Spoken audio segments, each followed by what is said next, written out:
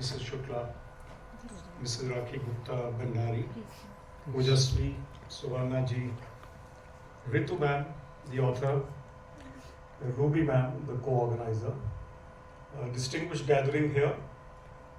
Already, I think someone called it distinguished. I can also say rather radiant and luminous. And I also see more people in this hall than not ever before, perhaps, but most times. I see people in the aisle and the galleries, and of course, some of them are the security men. But nice to see all of you here, and it's a great occasion. It's a book launch with a difference.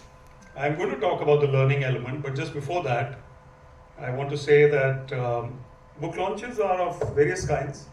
Some people write for the love of it, and some people write poetry, some write prose, some will write fiction. Those are those who I think have a choice, whether to write a book, not write, whether to publish, not publish. Many people write but don't publish. Some people write for therapy, for expression. Some people write for just the love of writing but not publishing. And other people, they go ahead and publish.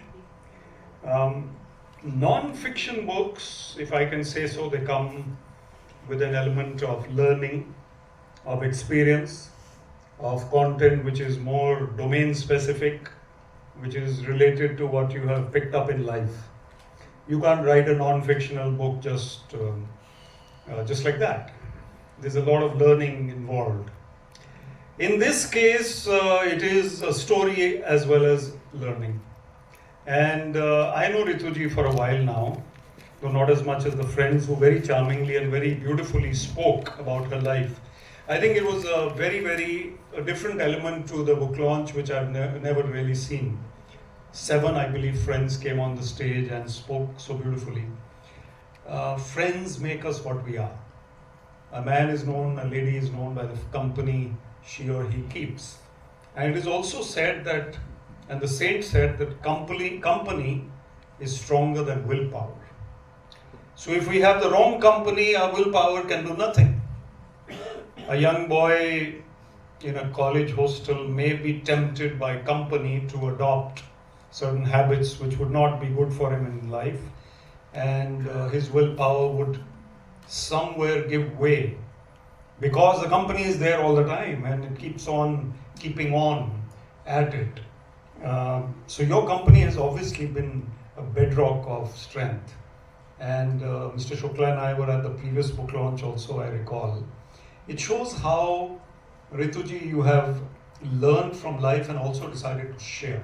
What I really like is your emphasis on being a motivational speaker, which is also written under my name and also written under Suvarna ji's name, and should be written under Mr. Shukla's name, ma'am's name, and Ojasvi's name. It should be written. The thing is that there are not enough motivators in society. We have a lot of acerbic, caustic, I like to use these phrases, negative content flowing around everywhere. People trying to destroy our motivation. So we need more motivation. All of you in this hall can be motivators. And you are. By being here, you yourself are making the author feel inspired at her life itself. Mr. Gulati spoke so genially and gently about her life. I don't need to repeat that. What I want to say is that deciding not to cry is only a part of the battle.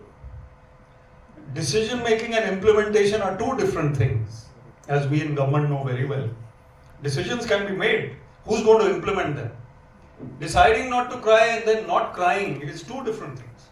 So the journey begins with a decision which has to be fortified through time, and it is tested.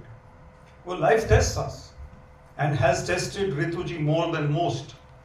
And the spiritual element again says that none of our tests is going to be so harsh that we cannot handle it. You handle it. And if the scriptures say that our tests are not so harsh that we cannot handle them, and we have no reason to indulge in self-pity or think about disaster and death and destruction, it's easier for the scriptures to say it than for us to implement it. Well, you did so. But without going more into that part, I want to talk about the fact that you, Rituji, are evolving. All of us are hopefully evolving. But some of us do not have the capacity to be so multi-dimensional and yet have so much depth in each of our dimensions. This is something I'm saying with great thought. To be multi-dimensional and then to have depth in each of those dimensions is something very rare. So being a Rotarian, being an entrepreneur, being a mother, and the wife who suffered, to be motivational, and I've seen your reels, they keep popping up in my feed. I hope mine keep popping up in your feed and in everybody else's feed as well. Without these kinds of sharings and sharing your learning is something which is equally important. We may be growing, but we are content in our magnificence and we're not relating to others, then there's not much point.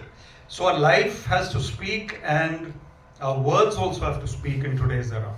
As I said, there's too much negativity. I think, Ritu ma'am, you've evolved through the strength of your willpower and basic intelligence and emotional intelligence.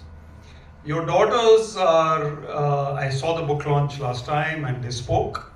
And they're lovely. I have 2 daughters, my wife and I. I think daughters are great.